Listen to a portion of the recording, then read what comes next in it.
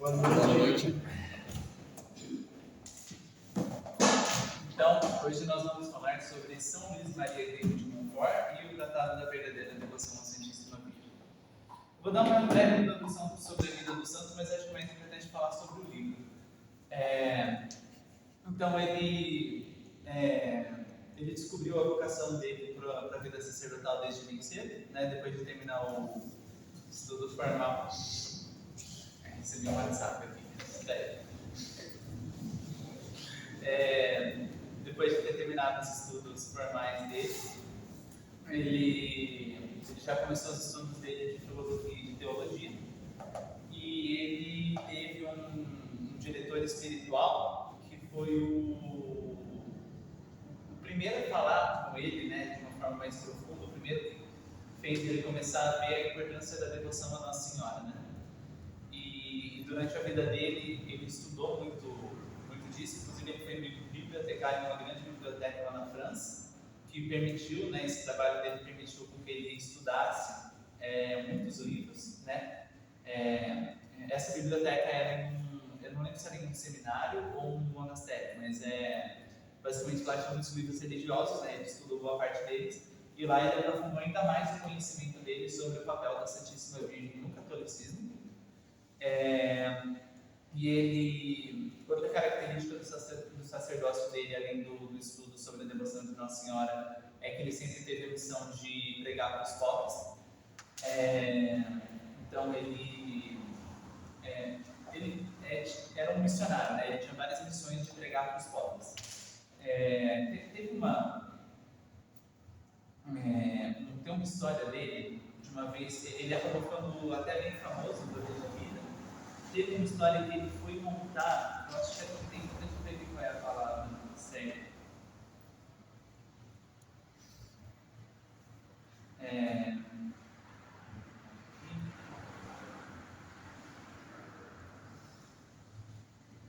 Ele inclusive já foi envenenado também pelas falas dele sobre a necessidade da devoção à Santíssima Virgem, só que ele não foi envenenado, o veneno acabou não sendo letal. Mas aí aqui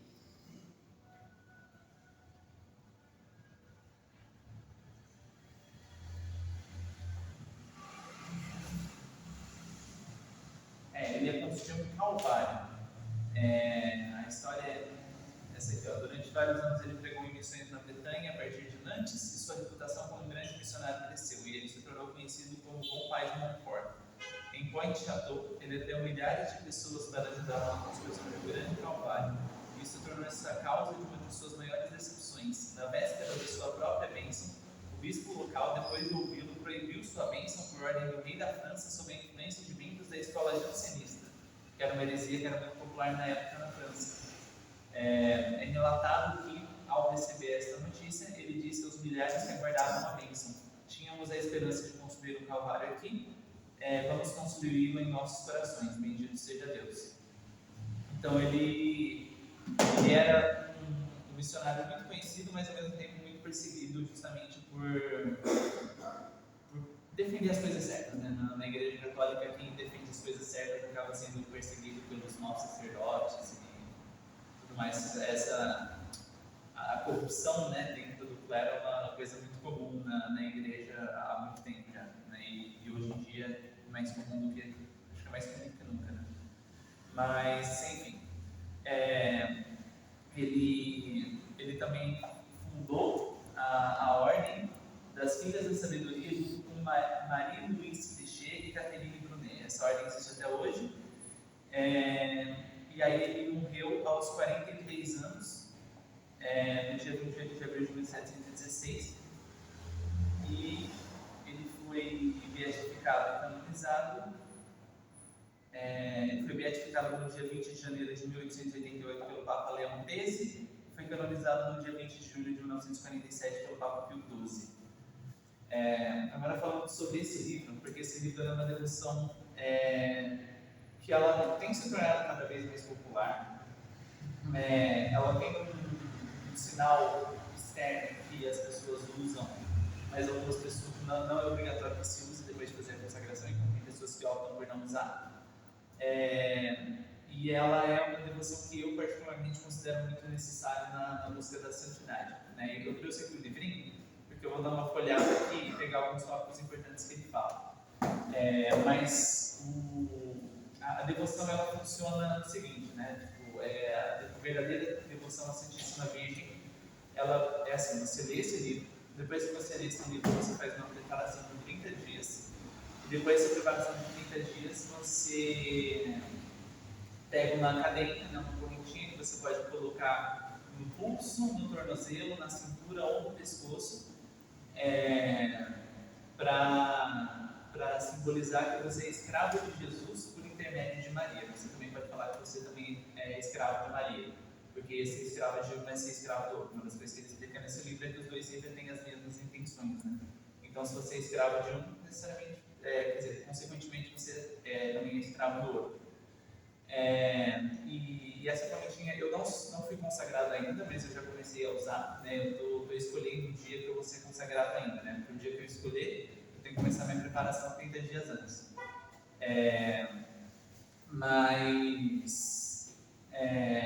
Eu terminei de ler o livro recentemente, né? Então está fresco na memória para eu falar para vocês. Mas eu ainda não sou oficialmente consagrado, apesar de já estar usando o sinal. Uma correntinha tipo essa, você pode usar também na cintura do pescoço, que é menos comum, ou no tornozelo, um pouco mais comum, mas a maioria acaba usando no pulso. O Felipe também tem, e a Renata também tem. Eles são consagrados, eu ainda não. Mas enfim, basicamente no livro ele vai explicar então por que é importante você ser escravo de Maria. Ele dá uma explicação bem aprofundada sobre Maria ter vivido em uma santidade que nenhum outro santo vai conseguir alcançar, justamente por ela também ter sido concebida sem pecados, né? Então ela não pecou. Mas ela também era muito humilde, mesmo sendo a criatura mais doce que Deus já criou. Ela sempre se recolheu, ela sempre se submeteu às coisas, né? Ela ouvia mais do que falava, ela ficava muito tempo em recolhimento, orando em silêncio, e ela sempre fazia todas as ações dela no dia a dia com uma profunda humildade, profundo amor, profundo carinho, né? E Jesus, dos 33 anos de vida, né, que Deus Filho passou nessa terra, 30 anos foram submetidos a Maria, foi obedecendo Maria. Então, qual seria a melhor forma de honrar Jesus, se não seguindo os mesmos passos dele de se submeter à mãe dele, Maria, né? Aí esse livro ele fala, né, sobre o que é essa escravidão, né? Ele explica que você se torna um escravo de Jesus por intermédio de Maria, ou simplesmente escravo de Maria, por amor, né? E você dá tudo que você tem, inclusive ele vai usar a figura bíblica de Rebeca e Jacó, mas isso eu vou explicar um pouco mais pra frente. Ele fala que você dá o seu corpo, a sua alma, o seu espírito, todas as suas posses materiais, e todas as suas boas ações e todos os frutos que você recolhe delas de mérito e de contrição, ou seja, as boas ações que faz você ter méritos com Deus, né? Não que a gente possa exigir algum mérito de Deus, mas de uma certa forma você tem um mérito com Deus com suas boas ações, e você também tem o valor de contrição, né? Que seria o valor de pagar, de compensar pelos pecados que você comete. Você dá literalmente tudo: seu corpo, sua alma, seu espírito, todas as suas posses materiais, e todas as suas boas ações e todos os bons frutos que você colhe delas, tudo você dá para Maria. E qual seria a intenção de você dar tudo para Maria? A gente sabe que Maria, ela é profundamente humilde e ela é a pessoa mais bondosa que já existiu, né? Então, as intenções dela não têm como ser corrompidas, diferente das nossas, né? Que são manchadas pelo pecado, né? Então, quando você dá tudo nas mãos dela, ela purifica tudo que você dá para ela livra da mancha de todo amor próprio que pode ter, para que isso se torne agradável para Deus, né? Então, a boa ação que você fez, se você entrega os méritos dessa boa ação para Maria, Maria vai purificar esses méritos vão ter ainda mais valor perante Deus. Só que esse mérito já não é mais seu, né? e você dá para Maria usar para o que ela quiser. E o que ela quiser vai ser sempre a intenção mais perfeita possível, e vai ser sempre também o que Deus quer, né? Porque as vontades dos dois sempre estão alinhadas. Então pode ser que o mérito de uma boa ação sua seja usada para livrar uma outra alma do purgatório, ou esse tipo de coisa. Pode ser usada para um fim completamente diferente.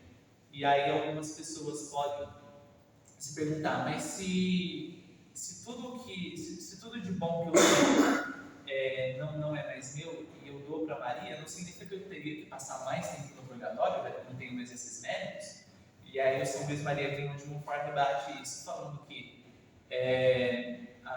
justamente por você ter abrido mão dessa coisa que é extremamente importante para as almas, né, nos seus méritos, justamente por você ter abrido mão disso, dado para Maria para fazer aquilo que ela quisesse, o sinal de generosidade que isso demonstra, né, vai fazer com que Deus tenha ainda mais misericórdia de você, se você fez isso de bom grado, de bom coração, né, Deus sabe nossas intenções.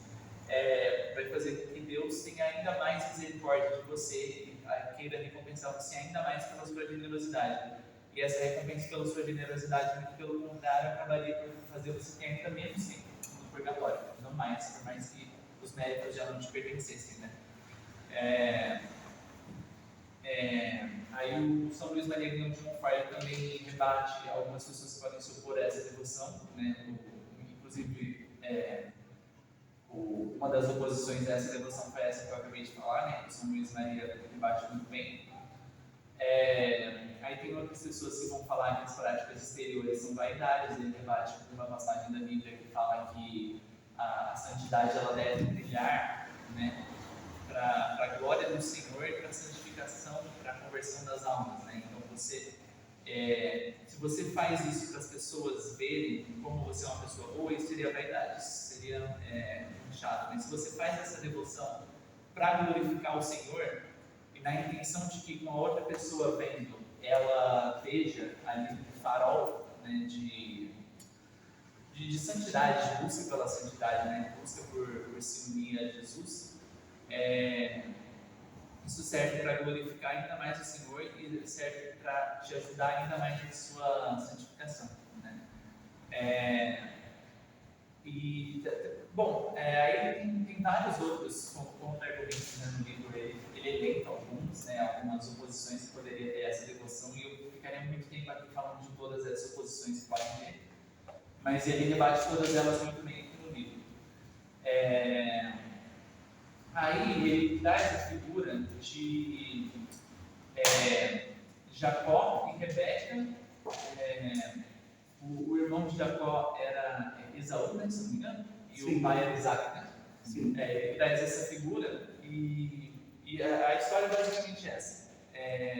Isaac e Rebeca tinham dois filhos, Esaú, o mais velho, e Jacó, o mais novo. Esaú era forte, ele era muito confiante, ele sempre trabalhava fora de casa, ele confiava nas habilidades dele de caça, de cuidar das coisas, de consertar as coisas, mas ele também era muito impulsivo e muito preso aos prazeres, enquanto Jacó, o filho mais novo, ele era mais franzino, ele não tinha tanta força, não tinha tanta confiança, preferia ficar em casa junto com a sua mãe Rebeca, e sempre aprendia com ela e sempre buscava agradar ela. Um dia o Esaú ele vende os direitos de primogenitura dele por um prato de lentilha. E aí você pode pensar, nossa, mas ele vendeu a primogenitura dele por um prato de lentilhas? Que ridículo, né? Que pífio, né? E isso vai ser uma figura muito interessante do que essa história simboliza, né?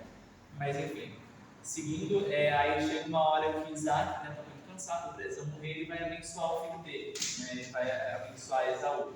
Mas Rebeca, sabendo que os direitos de primogenitura tinham sido passados a Jacó, sabendo disso, ela avisa Jacó e pede para ele trazer 2 cordeiros.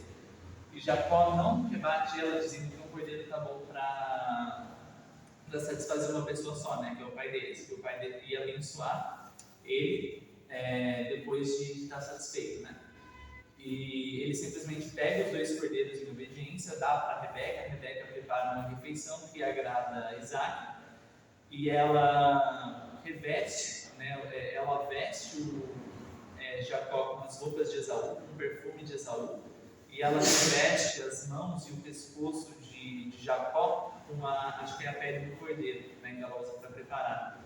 E aí ficam os pelos assim na mão e no pescoço, né, do cordeiro.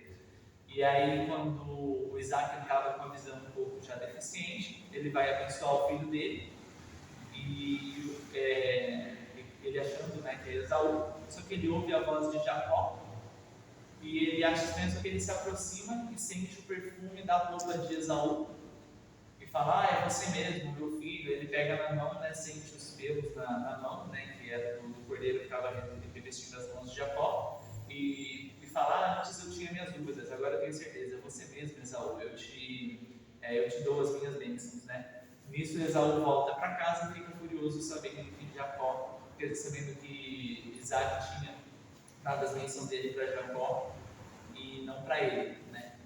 E aí Esaú começa a perseguir o irmão Isaac, e o Isaac só não é morto pelo seu irmão por causa dos conselhos da mãe dele, Rebeca, que consegue salvar Jacó, ele. né? Jacó. Você falou Isaac. Jacó, exatamente, me confundi.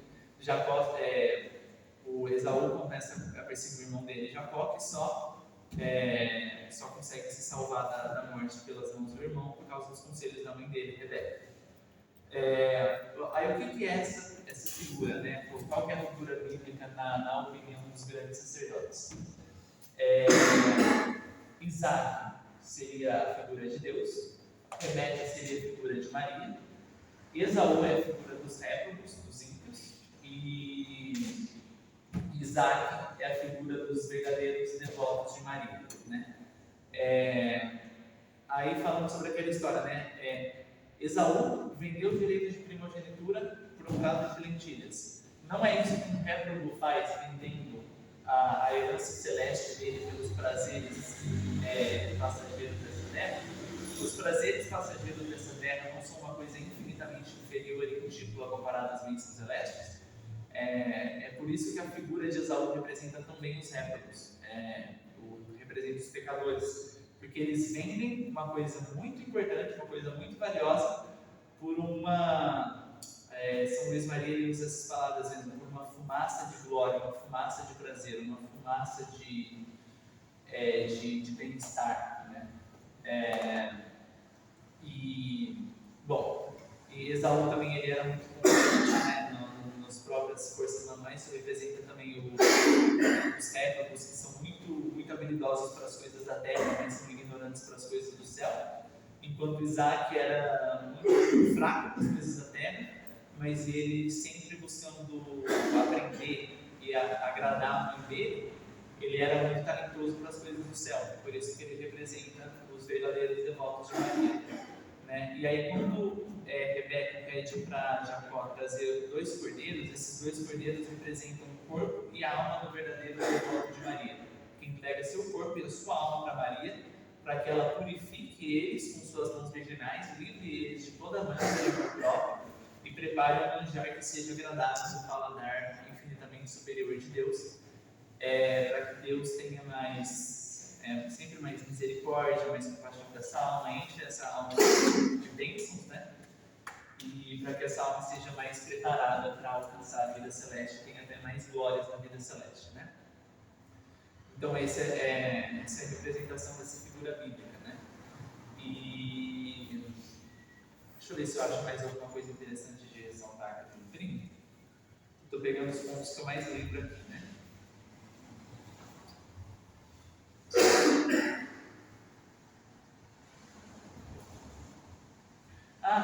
Então, também tem uma parte do livro que ele rebaixa a heresia protestante, né? Ele vai falar que não é possível chegar a Jesus Cristo sem Maria, porque você não pode achar que Jesus, que é Deus encarnado, é o único intermediador entre você e Deus, porque você, como pecador que você é, se dirigir a Deus, que é infinita justiça, ele também é infinito amor, também é infinita misericórdia, infinita beleza, infinito bem, mas ele também é infinita justiça. E você se dirigir a Deus, que é infinita justiça, com as suas manchas de pecado, vai fazer com que Deus, na sua justiça divina, porque Deus nunca pode ser injusto, ele nunca pode ignorar ignorar a justiça, vai fazer com que Deus, na justiça dele, não te conceda as bênçãos, porque você, como pecador, não merece. Né? Deus ele pode conceder, né, por causa do amor da misericórdia, mas nunca vai ser tanto. E você também não tem esse direito de se dirigir diretamente a Deus. Maria, justamente por não ser Deus, ela não tem isso de ser infinita justiça, né? Ela não tem essa necessidade de ser infinita de todas as coisas divinas, né? E Maria, ela faz com que a misericórdia e o amor dela por seus filhos sempre se sobreponham à justiça. É claro, Maria também é justa, mas ela sempre vai ter misericórdia dos filhos dela, e ainda mais os verdadeiros fiéis dela, os verdadeiros filhos dela que abraçam ela como verdadeira mãe. E ela, sendo, né, a obra-prima de Deus, ela sempre vai. Deus não consegue negar um pedido dela, né? Então você faz o pedido para Maria, você se dirige a Maria como intermediadora entre você e Jesus. Maria vai pegar todas as suas intenções, purificar ela com as mãos virginais dela, tirar ela de toda a noite de amor próprio e redirecionar esse pedido para Deus. Ele não vai conseguir negar algo para a mulher em que ele se encarnou, né? Para a mãe dele. Não vai conseguir negar esse pedido e vai conceder esse pedido por intermédio de Maria. É claro, o pedido ele tem que ser um pedido justo, né? Tem que estar de acordo com a nossa habilidade. Você não pode fazer um pedido injusto, um pedido de pecado. Você não pode também achar que você pode pedir qualquer coisa estando em uma situação de pecado não arrependido e tudo mais. Mas e ele fala uma coisa muito interessante. Quem não tem Maria por mãe não pode ter Deus como pai. Então, um cristão que não é católico, um cristão que não é devoto verdadeiro de Maria, que não tem Maria por mãe, não é filho de Deus. Porque para você ser filho de Deus, Maria tem que ser sua mãe. Se Maria não é sua mãe, você não é filho de Deus. Então, os protestantes, consequentemente, ao negarem Maria, eles negam Deus e, consequentemente, os protestantes não são filhos de Deus, né? Aí, o que mais a gente tem aqui? Ele também fala sobre alguns deveres que a gente tem nessa devoção, né? Porque essa devoção ela traz muitas graças para a gente, mas a gente também não vai conseguir tudo isso gratuitamente, né? A gente tem os nossos deveres, e Maria também tem os deveres dela, que na verdade não são bem deveres, mas ela sempre vai cumprir de bom grado por causa do amor dela, né? Então a gente sempre tem o dever, inclusive uma coisa que eu tinha esquecido de falar, essa devoção, ela é uma renovação perfeita dos votos batismais, né? Então todos os votos que as pessoas fazem no batismo, ou que é feito por elas no batismo, porque elas são muito novas para fazer esses votos, elas acabam esquecendo isso ao longo da vida. Fazer essa entrega total a Maria, na verdade, é uma renovação perfeita dos votos do batismo, que é renunciar ao mundo, ao pecado e ao demônio, e abraçar a Deus como a sua causa, o seu Salvador, o seu Senhor, e sempre buscar a santidade, sempre buscar estar junto dele, estar junto de Jesus, consequentemente junto de Maria. Só que as pessoas, e aí ele vai falar sobre a importância de você ter o sinal físico com você, né, por mais que não seja obrigatório, ele louva as pessoas que escolhem carregar o sinal físico. Porque as pessoas, o motivo de tantas pessoas batizadas viverem como pagãos é porque elas não têm nada ao longo da vida delas que lembre elas dos votos batismais. Fazendo essa renovação dos votos batismais pela consagração a Maria e carregando o sinal de que você é escravo de Jesus e de Maria junto com você, isso vai sempre te trazer uma lembrança viva, uma lembrança física dos seus sentidos, porque o ser humano ele é muito sensorial, né? De você precisar se manter fiel aos votos do batismo, aos votos de renunciar ao demônio, o pecado ao mundo e se unir a Deus. E aí o lugar que você escolhe, né, geralmente você tem que escolher o lugar que mais te ajuda nisso, né? A Renata ela escolheu usar no tornozelo porque isso lembra dela mais a escravidão, né?